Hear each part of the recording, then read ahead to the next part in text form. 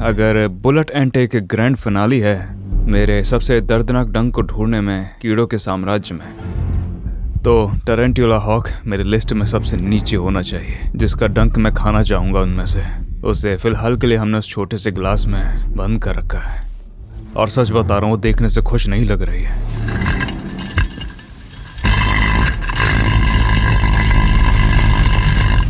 कहते हैं कि स्टंट्यूला हॉक का जो डंक का पेन इंडेक्स है वो पूरी दुनिया में नंबर 2 पर आता है। ये बिल्कुल ऐसा है जैसे किसी ने आपको टेजर लगा रखा है और आप बेहोश हो चुके हैं और आप कुछ भी नहीं कर पा रहे हैं सिर्फ और सिर्फ चिल्लाने के। बहुत दर्दनाक है। जैसा कि आप भी देख सकते हैं, मुझ पर बिल्कुल भी इंतज़ार नहीं हो रहा। तो चलो शुरू करते हैं। तुम ठीक तो हो ना? नर्वस हो गया? हाँ बिल्कुल, मैं नर्वस। उतना नर्वस ज़िंदगी में कभी नहीं हुआ। मैंने काफ़ी डंक खाए मगर कभी भी नहीं हुआ। मेरा हाथ तक काँप रहा है। अच्छा, क्या तुम तैयार हो? हाँ मैं तो तैयार हूँ, तुम बताओ। मैं तैयार हूँ। ठीक है, मैं शुरू करता हूँ। मेरा नाम है काइटी पीटरसन और जिस कीड़े से मैं कटवाने वाला हूँ उसका नाम है टरेंट्यूला हॉक। अब चलो शुरू करो। 1 2 और ये गया 3।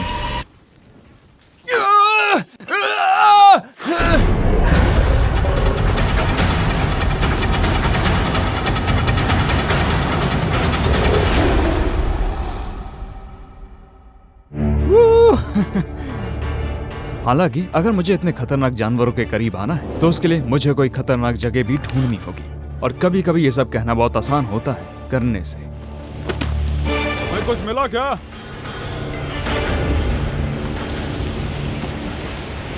मुझे लगता है उसे कुछ मिला है। उसे पक्का मिल गया, इसलिए वो इतनी तेजी से भाग रहा है। ओह, लगता है उसे कुछ हो गया। जल्दी करो।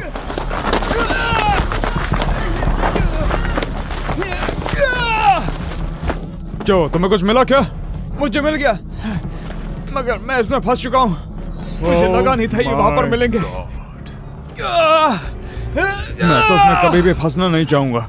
ये सच में काफी ज्यादा दर्दनाक होता है। ये तो तुम पर फैले हुए हैं भाई। मुझे बस सांस लेने दो। अरे यार, तुम्हें कुछ मिला क्या? पकड़ लिया मैंने उसे पकड़ लिया। अरे वाह।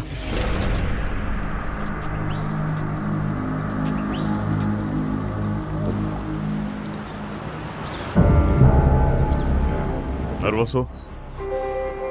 मैं नर्वस दिख रहा हूँ क्या? हाँ, मैं नर्वस हूँ दोस्तों। मुझे जितना याद है इतना नर्वस तो मैं अपनी जिंदगी में कभी भी नहीं रहा हूँ, पिछले किसी भी एपिसोड्स में। वैसे हमें पिछले एपिसोड में बड़ी ही कमाल की चीज मिली जिसका नाम है टरेंट्यूला हॉक। मैं काफी एक्साइटेड था, लेकिन तभी मुझे कैक्टस ने भी पकड़ लिया। मैं निकालने वाला हूँ 1 2 3।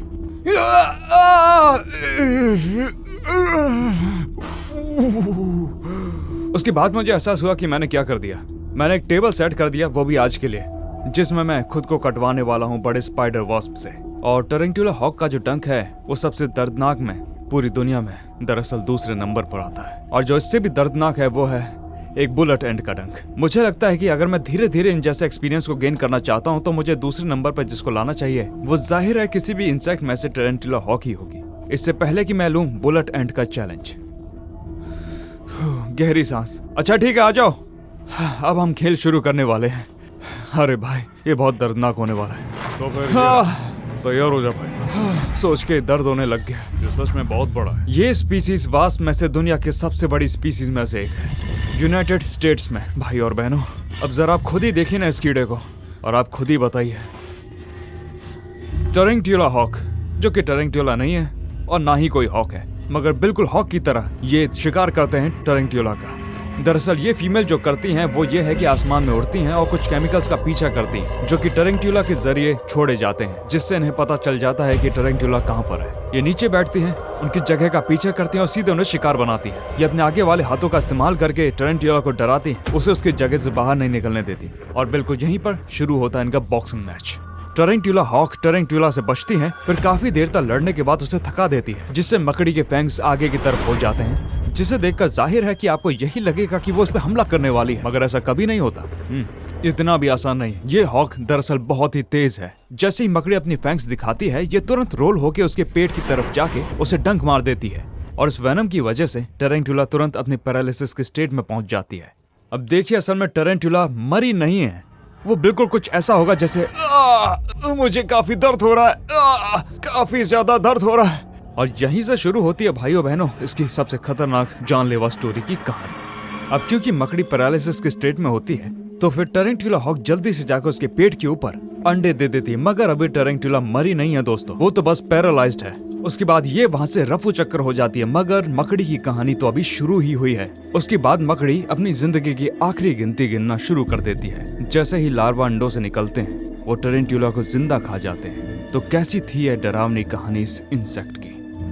अच्छा ठीक है, कहना तो ऐसा भी है जो इसका डंक है वो यहाँ तक कि हम इंसानों को भी 5 मिनट के लिए पैरालिसिस में डाल सकता है। और ये मैं खुद पे करने वाला हूँ तो मैं कुछ नहीं कह सकता कि आगे क्या होने वाला है। मुझे पता है आप क्या सोच रहे हैं, कायोटी ये सच में बहुत बड़ा पागलपन होने वाला है। आप जानना चाहते हैं इसमें मैं क्या सोच रहा हूँ? ये वाकई में बहुत ही मजेदार होने वाला है। अच्छा तो दोस्तों अगर आप तैयार हैं तो मैं भी तैयार हूँ कटने के लिए, वो भी टरेंटुला हॉक से। तो शुरू करते हैं। मुझे जरा वो तितली वाला जाल देना, मैं इसे उठाने वाला हूँ। और अब हम बदलने वाले हैं कैप्सूल को इस बटरफ्लाई नेट से। अब ये हो गया आराम से, हाँ ठीक है, अब इसे उठा सकते हो।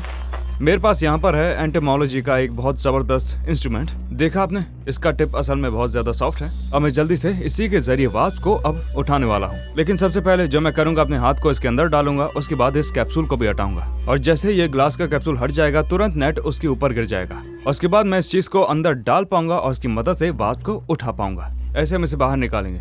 अच्छा ठीक है, शुरू करते हैं। इस बटरफ्लाई नेट को हमने कुछ इस तरीके से इसलिए रखा ताकि ये उड़ न जाए, इससे आसानी हो। ठीक है, इसे पकड़ना कितना मुश्किल था? बहुत ही ज्यादा मुश्किल था। हम कई दिनों से इसका पीछा भी कर रहे थे, जिससे मुझे काफी बकवास एक्सपीरियंस भी मिला था। और मैं एक कांटों की झाड़ी में भी गिर गया था जो काफी दर्दनाक था। तैयार हूँ। तो अब मैं इसे आराम से निकालूंगा। मैं उसे कैसे भी डिस्टर्ब नहीं करना चाहता। ठीक है, अब ये हो चुका है, पार्ट 1 हो गया है। मैं काफी डरा हुआ हूँ। मैं अब इस लकड़ी को भी निकालूंगा।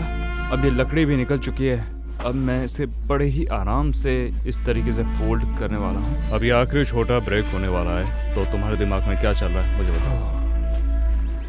मेरे दिमाग में चल रहा है कि कैसे भी ये नेट में होकर मुझे डंक न मार दे। मुझे कैसे भी परफेक्ट तरीके से उसे इस कांटे की मदद से पकड़ना होगा। और ऐसा नहीं होता है तो वो उड़ भी सकती है या डंक भी मार सकती है। अरे मैं मदद करूँ क्या? आसान? अरे नहीं, मुझे लगता है मैं खुद ही कर लूंगा। और ये मैंने पकड़ लिया। अरे यार, पकड़ लिया।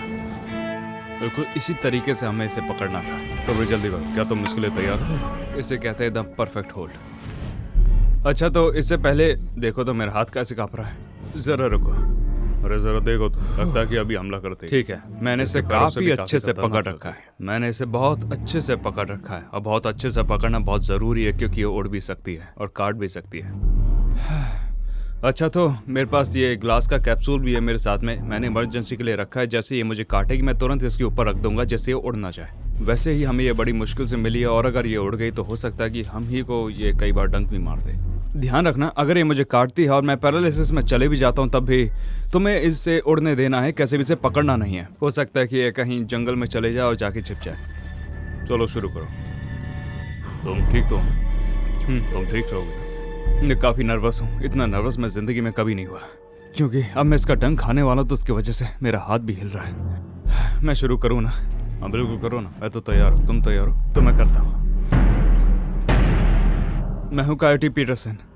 हमें कुछ देर तक स्टिंग जोन में जाने वाला हूँ जिसकी वजह होगी टरेंटुला हॉक। शुरू करो। 1 2 और ये गई 3।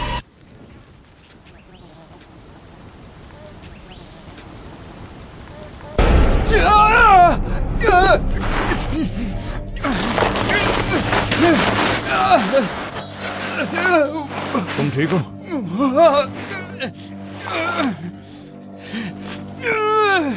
अरे यार, तो ठीक है भाई?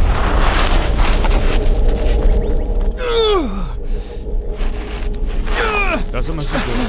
मेरा हाथ नहीं हिल रहा है।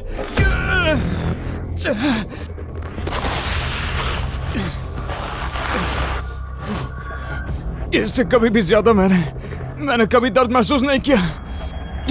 मैं बता नहीं सकता।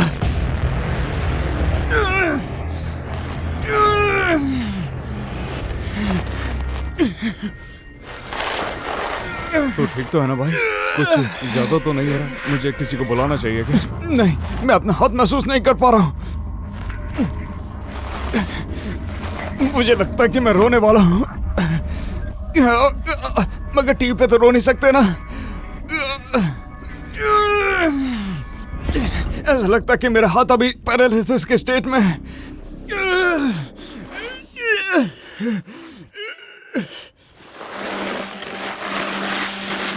तुम्हें कुछ चाहिए क्या? बिल्कुल नहीं। अरे वाह, लगता है तुम्हारा हाथ पूरा सूज गया। पेन का दूसरा वेव आने वाला है।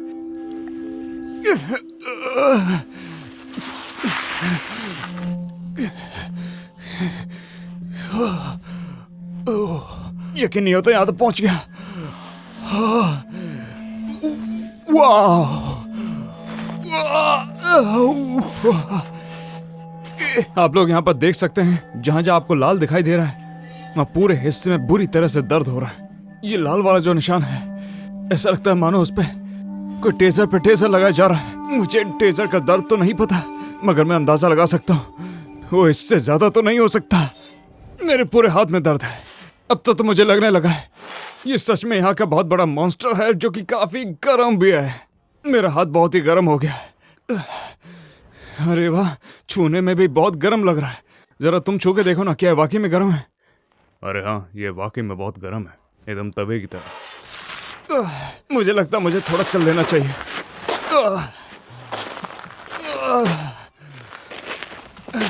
अच्छा ठीक है, अच्छा ठीक है, चलो यहाँ पर आते हैं, इसे देखते हैं। हाँ, तुम छोटे कीड़े। मुझे पहले से थोड़ा बेहतर लग रहा है, मगर मैं कहना चाहूंगा कि इसका जो डंक है वो आखिर क्यों दुनिया में सेकंड नंबर पर रैंक होता है, 2 नंबर पे इंसेक्ट पेन के इंडेक्स के अंदर। अब इसे कटवाने के बाद मैं कॉन्फिडेंस से कहना चाहूंगा कि मैं अपनी मंजिल पर आगे बढ़ चुका हूँ, एक स्टेप आगे, बुलेट एंड चैलेंज के लिए। मैं जानता हूँ कि आप सभी बेसब्री से इंतजार कर रहे हो उस चैलेंज के लिए। यकीन मानो वो बस आने ही वाला है। तो मैं हूँ Coyote Peterson. Be brave, stay wild. तो अगले एडवेंचर में फिर मुलाकात होगी आपसे। तो फिर चलो इसे वापस रेगिस्तान में छोड़ के आते हैं। हमने सेफली टरेंट्यूला हॉक को वापस जंगलों में छोड़ दिया, और जैसे ही वो उड़ के गया, हम सभी ने चैन की सांस ली कि अब से हम इससे तो दूर ही रहेंगे। वैसे अगर मैं इसके डंक की बात करूं तो ये वैसे काफी ज्यादा खतरनाक था, और वेलवेट एंड के मुकाबले ये काफी ज्यादा सुपीरियर था। हालांकि ये सिर्फ 5 मिनट तक ही टिका था, और मुझे इसके कोई एडवर्स रिएक्शन झेलने भी नहीं पड़े। हालांकि मेरा पूरा हाथ पूरे दिन तक सुन सा ही रहा था, और पूरे 24 घंटे बाद ये एक वाटर बलून की तरह दिख रहा था, और इसमें बहुत ज्यादा खुजली हो रही थी। मैंने काफी खुजाया भी, क्योंकि खुजाने में काफी ज्यादा मजा भी आ रहा था। ये काफी अच्छा लग रहा है। टरेंट्यूला हॉक असल में बहुत ही खतरनाक इंसेक्ट है। भले ही इसका डंक बहुत ज्यादा खतरनाक हो, मगर ये इंसानों को कम ही बाइट करती है। और अगर आपका आमना सामना जंगल में इससे कहीं पर होता है, तो मैं कहना चाहूंगा कि इसे दूर से ही निहारना ज्यादा अच्छा रहेगा, क्योंकि ये टरेंट्यूला हॉक जो है